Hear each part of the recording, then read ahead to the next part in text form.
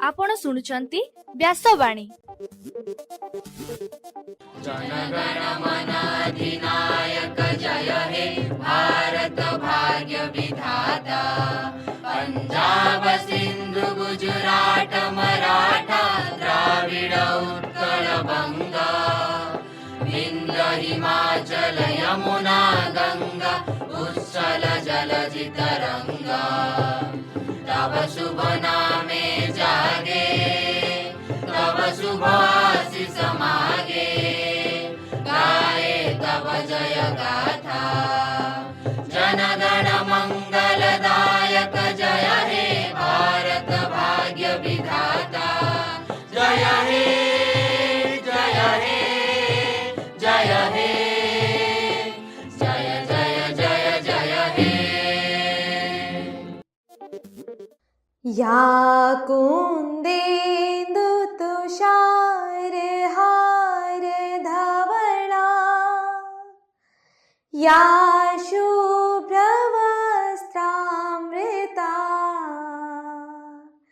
या वीणा वरदण्ड मण्डितकरा।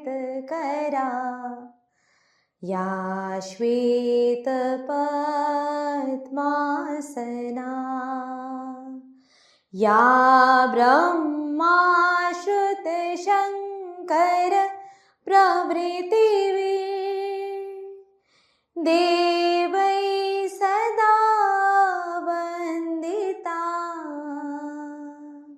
सा मां पातु सरस्वती भगवती। निशेष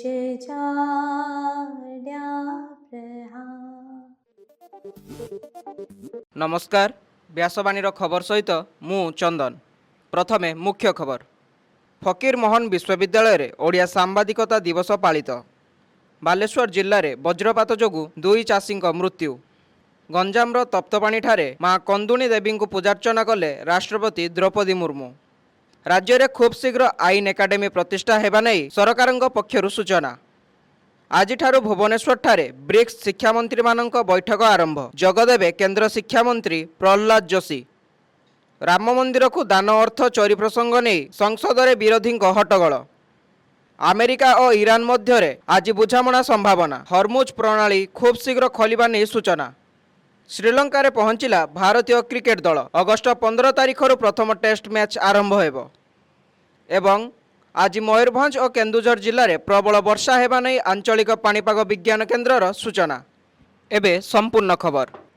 फकीरमोहन विश्वविद्यालयर सांबादिकता और गणजोगाजोग विभाग पक्षर गतकाली ओडिया सांबादिकता दिवस पालित हो जाइछि। कुलपति प्रोफेसर संतोष कुमार त्रिपाठी एथिरे सभापतित्व करिथिले। स्नातकोत्तर परिषद अध्यक्ष प्रोफेसर संतोष कुमार अग्रवाला सम्मानित अतिथि भावे जोग दैथिबा बेले विशिष्ट सांबादिक और साहित्यिक तथा संवाद खबर कागजर उत्तर ओडिशा संस्करणर मुख्य श्री चित्तरंजन चिरंजीत मुख्य वक्ता भावे जोग दैथिले। समाज खबर कागजर बालेश्वर संस्करणर वरिष्ठ सह संपादक डॉक्टर जगन्नाथ खटुआ अन्यतम वक्ता भावे एही कार्यक्रम रे उपस्थित थिले।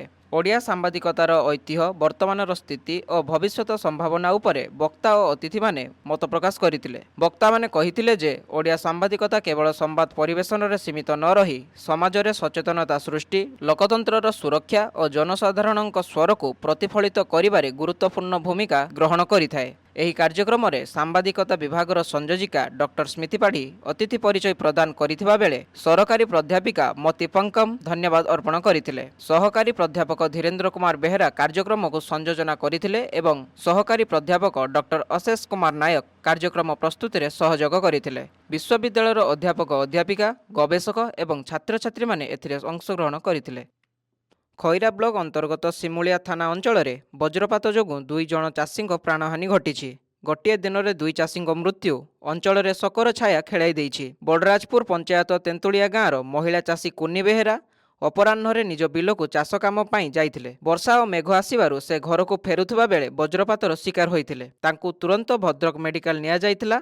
କିନ୍ତୁ ସେଠାରେ ଡାକ୍ତର ତାଙ୍କୁ ମୃତ ଘୋଷଣା କରିଥିଲେ। ସେହିପରି ମାଖାନପୁର ପଞ୍ଚାୟତ କୁଡ଼ପୁର ଗାଁର ଚାଷୀ ପ୍ରଭାକର ଦାସ ନିଜ ବିଲରେ ଟ୍ରାକ୍ଟର ହଳ କାମ ଦେଖୁଥିବା ସମୟରେ ବଜ୍ରଘାତରେ ଟଳି ପଡ଼ିଥିଲେ। ଗୁରୁତର ଅବସ୍ଥାରେ ତାଙ୍କୁ ସିମୁଳିଆ ମେଡିକାଲ ନେଇଯାଇଥିଲେ ମଧ୍ୟ ସେଠାରେ ଡାକ୍ତର ତାଙ୍କୁ ମୃତ ଘୋଷଣା କରିଥିଲେ। ଓଡ଼ିଶା ଗସ୍ତରେ ଆସିଥିବା ରାଷ୍ଟ୍ରପତି ଶ୍ରୀମତୀ ଦ୍ରୌପଦୀ ମୁର୍ମୁ ଗତକାଲି ଗଞ୍ଜାମ ଜିଲ୍ଲାର ତପ୍ତପାଣି ଯାଇଥିଲେ। ସେଠାରେ ଥିବା ପ୍ରସିଦ୍ଧ ଶକ୍ତିପୀଠ ମା କନ୍ଦୁଣୀ ଦେବୀଙ୍କୁ ଦର୍ଶନ ସହିତ ବିଧିବଦ୍ଧ ଭାବେ ଦେବୀଙ୍କ ପୂଜାର୍ଚ୍ଚନା କରିଥିଲେ। ଏହି ସମୟରେ ରାଷ୍ଟ୍ରପତିଙ୍କୁ ସ୍ୱାଗତ ଜଣାଇବା ପାଇଁ ସ୍ଥାନୀୟ କଳାକାରଙ୍କ ଦ୍ୱାରା ପାରମ୍ପରିକ ଲୋକନୃତ୍ୟ ପ୍ରଦର୍ଶନ କରାଯାଇଥିଲା। ରାଷ୍ଟ୍ରପତିଙ୍କ ସହିତ ରାଜ୍ୟପାଳ ହରିବାବୁ କମ୍ଭମପାଟି, ମୁଖ୍ୟମନ୍ତ୍ରୀ ମୋହନ ଚରଣ ମାଝୀ ଏବଂ ଅନ୍ୟାନ୍ୟ ବରିଷ୍ଠ ଅଧିକାରୀମାନେ ଉପସ୍ଥିତ ଥିଲେ। ରାଷ୍ଟ୍ରପତିଙ୍କ ଗସ୍ତ ପାଇଁ ତପ୍ତପାଣିଠାରେ ଜିଲ୍ଲା ପ୍ରଶାସନ ଏବଂ ପୁଲିସ ପକ୍ଷରୁ ସୁରକ୍ଷା ବ୍ୟବସ୍ଥାକୁ କଡ଼ାକଡ଼ି କରାଯାଇଥିଲା। ଗତ ସୋମବାର ଦିନ ରାଜ୍ୟ ଆଇନ ମନ୍ତ୍ରୀ ପୃଥ୍ୱୀରାଜ ହରିଚନ୍ଦନଙ୍କ ସହିତ ଏକ ଆଇନଜୀବୀ ବୈଠକ ବସିଥିଲା। ଏହି ବୈଠକରେ ରାଜ୍ୟର ଆଇନ ଏକାଡେମୀ କଲ୍ୟାଣ ପାଣ୍ଠିକୁ 9 ଲକ୍ଷ ଟଙ୍କା ବୃଦ୍ଧି, ମଧୁବାବୁ ବାସୁ ବୀମା ଯୋଜନାରେ ଆଇନଜୀବୀଙ୍କ ସାମିଲ କରିବା ଏବଂ ମ୍ୟାଚିଂ ଗ୍ରାଣ୍ଟ 10 କୋଟିରୁ 15 କୋଟି କରିବା ପାଇଁ ଆଇନମନ୍ତ୍ରୀଙ୍କ ସହମତି ପ୍ରକାଶ ହେବା ନେଇ ପରିଷଦ ପକ୍ଷରୁ ସୂଚନା ମିଳିଛି। ଏହାଦ୍ୱାରା ଆଇନଜୀବୀମାନଙ୍କ ଦୀର୍ଘଦିନର ଦାବି ପୂରଣ ହେବ ବୋଲି ଆଇନଜୀବୀ ପରିଷଦ ଆଶାବ୍ୟକ୍ତ କରିଛନ୍ତି। ଯୁବ ଆଇନଜୀବୀମାନଙ୍କୁ ତାଲିମ ଦେବା ପାଇଁ ରାଜ୍ୟରେ ଆଇନ ଏକାଡେମୀ ପ୍ରତିଷ୍ଠା ହେବା ନେଇ ଦୀର୍ଘଦିନ ଧରି ଦାବି ହୋଇଆସୁଛି। ଆଇନ ମନ୍ତ୍ରୀ ପୃଥ୍ୱୀରାଜ ଆଇନ ଏକାଡେମୀ ଗୁରୁତ୍ୱର ଅନୁଭବ କରି ଏହାକୁ ପ୍ରତିଷ୍ଠା ନେଇ ପ୍ରତିଶ୍ରୁତି ଦେଇଛନ୍ତି। ଆଜିଠାରୁ ଭୁବନେଶ୍ୱରଠାରେ 3 ଦିନିଆ ବ୍ରିକ୍ସ ସମ୍ମିଳନୀ ଆରମ୍ଭ ହେଉଛି। ଏଥିରେ ଭାରତ ଅଧ୍ୟକ୍ଷତା କରିବ। ବ୍ରିକ୍ସ ସଦସ୍ୟ ଦେଶଗୁଡ଼ିକର ଶିକ୍ଷାମନ୍ତ୍ରୀ, ବରିଷ୍ଠ ଅଧିକାରୀ ଓ ପ୍ରତିନିଧିମାନେ ଯୋଗଦେଇ ଶିକ୍ଷା କ୍ଷେତ୍ରରେ ସହଯୋଗ ବୃଦ୍ଧି ନେଇ ଆଲୋଚନା କରିବେ। ଏହି 13ତମ ବ୍ରିକ୍ସ ସମ୍ମିଳନୀରେ କେନ୍ଦ୍ର ଶିକ୍ଷାମନ୍ତ୍ରୀ ପ୍ରହ୍ଲାଦ ଯୋଶୀ ଯୋଗଦେବାର କାର୍ଯ୍ୟକ୍ରମ ରହିଛି। ପ୍ରାରମ୍ଭିକ ଶିଶୁ ଯତ୍ନ ଓ ଶିକ୍ଷା କୌଶଳ ବିକାଶ, ବୈଷୟିକ ଏବଂ ବୃତ୍ତିଗତ ଶିକ୍ଷା, ଗବେଷଣା ଓ ନବସୃଜନ, ଷ୍ଟାର୍ଟଅପ୍ ସହଯୋଗ, ଶିକ୍ଷାଗତ ଯୋଗ୍ୟତାର ପାରସ୍ପରିକ ସ୍ୱୀକୃତି ଏବଂ ଶିକ୍ଷାନୁଷ୍ଠାନର ନେତୃତ୍ୱ ଦକ୍ଷତା ବୃଦ୍ଧି ଭଳି ବିଷୟ ଉପରେ ଏହି ସମ୍ମିଳନୀରେ ଆଲୋଚନା ହେବ ବୋଲି ଜଣାପଡ଼ିଛି। ଅଯୋଧ୍ୟା ରାମ ମନ୍ଦିର ଦାନ ଅର୍ଥ ଫେରାର ଏବଂ ଚୋରି ପ୍ରସଙ୍ଗକୁ ନେଇ ଗତକାଲି ସଂସଦର ମୌସୁମୀ ଅଧିବେଶନରେ ବିରୋଧୀମାନେ ହଟ୍ଟଗୋଳ କରିଥିଲେ। ପୂର୍ବାହ୍ନ 11ଟା ସମୟରେ ଗୃହ କାର୍ଯ୍ୟ ଆରମ୍ଭ ହେବା ମାତ୍ରେ ବିରୋଧୀମାନେ ଦାନବାକ୍ସ ରଖି ରାମ ମନ୍ଦିର ଅର୍ଥ ହେରଫେର ସଂକ୍ରାନ୍ତରେ ଆଲୋଚନା ପାଇଁ ଦାବି କରିଥିଲେ। ବିରୋଧୀ ଦଳ ନେତା ମଲ୍ଲିକାର୍ଜୁନ ଖଡଗେ ଏବଂ ସଂସଦୀୟ ବ୍ୟାପାର ମନ୍ତ୍ରୀ କିରଣ ରିଜିଜୁଙ୍କ ମଧ୍ୟରେ ଯୁକ୍ତିତର୍କ ବଢ଼ିବାରୁ ବାଚସ୍ପତିଙ୍କୁ କିଛି ସମୟ ପାଇଁ ଗୃହ କାର୍ଯ୍ୟ ବନ୍ଦ ରଖିବାକୁ ପଡ଼ିଥିଲା। ଏହି ପ୍ରସଙ୍ଗରେ ପ୍ରଧାନମନ୍ତ୍ରୀ ଓ ଗୃହମନ୍ତ୍ରୀ ଗୃହକୁ ଆସି ଉତ୍ତର ଦିଅନ୍ତୁ ବୋଲି ବିରୋଧୀମାନେ ଦାବି କରିଥିଲେ। ହରମୁଜ ପ୍ରଣାଳୀ ପୁଣି ଖୋଲିବା ନେଇ ଆମେରିକା ଓ ଇରାନ ମଧ୍ୟରେ ଖୁବ୍ ଶୀଘ୍ର ବୁଝାମଣା ହେବା ସମ୍ଭାବନା ରହିଛି। ଆମେରିକାର ଅର୍ଥ ସଚିବ ସ୍କଟ୍ ବେଷ୍ଟେନ୍ କହିଛନ୍ତି, ଦୁଇ ଦେଶ ମଧ୍ୟରେ ଆଲୋଚନା ଜାରି ରହିଛି ଏବଂ ଦିନେ 2 ଦିନ ମଧ୍ୟରେ ଏହା ଚୂଡ଼ାନ୍ତ ହୋଇପାରେ। ବୁଝାମଣା ପରେ ହରମୁଜରେ ବାଣିଜ୍ୟିକ ଜାହାଜ ଚଳାଚଳ ସ୍ୱାଭାବିକ ହେବ ବୋଲି ଆଶା କରାଯାଉଛି। ବେଷ୍ଟେନ୍ଙ୍କ ବୟାନ ପରେ ଆମେରିକାରେ ଅଶୋଧିତ ତୈଳ ଦର ପ୍ରାୟ 3% ହ୍ରାସ ପାଇଛି। ଶ୍ରୀଲଙ୍କା ବିପକ୍ଷ ଆଗାମୀ 2 ମ୍ୟାଚ୍ ବିଶିଷ୍ଟ ଟେଷ୍ଟ ସିରିଜ୍ ପାଇଁ ଭାରତୀୟ କ୍ରିକେଟ ଦଳ ଶ୍ରୀଲଙ୍କାରେ ପହଞ୍ଚି ସାରିଛି। ଅଗଷ୍ଟ 15ରୁ 19 ତାରିଖ ପର୍ଯ୍ୟନ୍ତ ଗାଲେ ଆନ୍ତର୍ଜାତୀୟ କ୍ରିକେଟ ଷ୍ଟାଡିୟମରେ ଅନୁଷ୍ଠିତ ହେବ। ଏହି ସିରିଜ୍ ଆଇସିସି ବିଶ୍ୱ ଟେଷ୍ଟ ଚାମ୍ପିୟନସିପ୍ 2025-27 ଏକ ଗୁରୁତ୍ୱପୂର୍ଣ୍ଣ ଅଂଶ ଅଟେ। ଶୁଭମନ ଗିଲ୍ ଏହି ଗସ୍ତରେ ଭାରତୀୟ ଦଳର ନେତୃତ୍ୱ ନେଉଥିବା ବେଳେ କେଏଲ୍ ରାହୁଲଙ୍କୁ ଉପ ଅଧିନାୟକ ଦାୟିତ୍ୱ ମିଳିଛି ବୋଲି ସୂଚନା ମିଳିଛି। ଏବେ ପାଣିପାଗ ଖବର।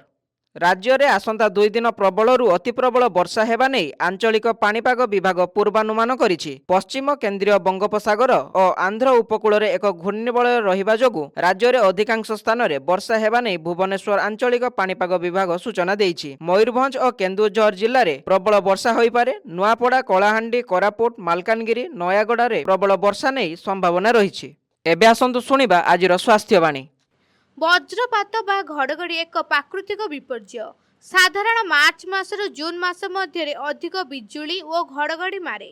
କେବଳ ସାବଧାନତା ଏବଂ ସଚେତନତା ଦ୍ୱାରା ବଜ୍ରପାତ ବିପତ୍ତିରୁ ନିଜକୁ ସୁରକ୍ଷିତ ରଖିପାରିବେ।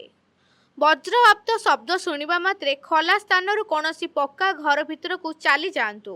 ଘର ଭିତରେ ଥିଲେ କବାଟ, ଝରକା ବନ୍ଦ କରିଦିଅନ୍ତୁ ଏବଂ କାନ୍ଥଠାରୁ ନିଜକୁ ଦୂରେଇ ରଖନ୍ତୁ।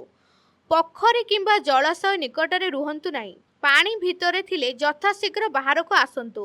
ଗଛ ତଳେ ଆଦୌ ଆଶ୍ରୟ ନିଅନ୍ତୁ ନାହିଁ। ଖୋଲା ପଡ଼ିଆରେ ଛିଡ଼ା ହୋଇ ରୁହନ୍ତୁ ନାହିଁ। ବିଲରେ କାମ କରୁଥିଲେ ତୁରନ୍ତ ସେହି ସ୍ଥାନରୁ ଏକ ଶୁଖିଲା ସ୍ଥାନକୁ ଚାଲି ଯାଆନ୍ତୁ। ଅତି କମ୍ରେ ପାଣିରୁ ଉଠି ହିଡ଼ ଉପରକୁ ଉଠି ଆସନ୍ତୁ। ସାଇକେଲ କିମ୍ବା ମୋଟର ସାଇକେଲ ଚଲାଉଥିଲେ ନିରାପଦ ସ୍ଥାନରେ ଆଶ୍ରୟ ନିଅନ୍ତୁ। ବିଦ୍ୟୁତ ଖୁଣ୍ଟି କିମ୍ବା ତାରଠାରୁ ଦୂରେଇ ରୁହନ୍ତୁ। ହାତରେ ମାଛ ଧରା ବନିଶୀ, ଲୁହା ବେଣ୍ଟ, ଛତା କିମ୍ବା ଲୁହା ଛଡ଼ ଧରନ୍ତୁ ନାହିଁ। ଘଡ଼ଘଡ଼ି ସମୟରେ ମୋବାଇଲ ଫୋନ୍, ବୈଦ୍ୟୁତିକ ଉପକରଣ ବ୍ୟବହାର କରନ୍ତୁ ନାହିଁ।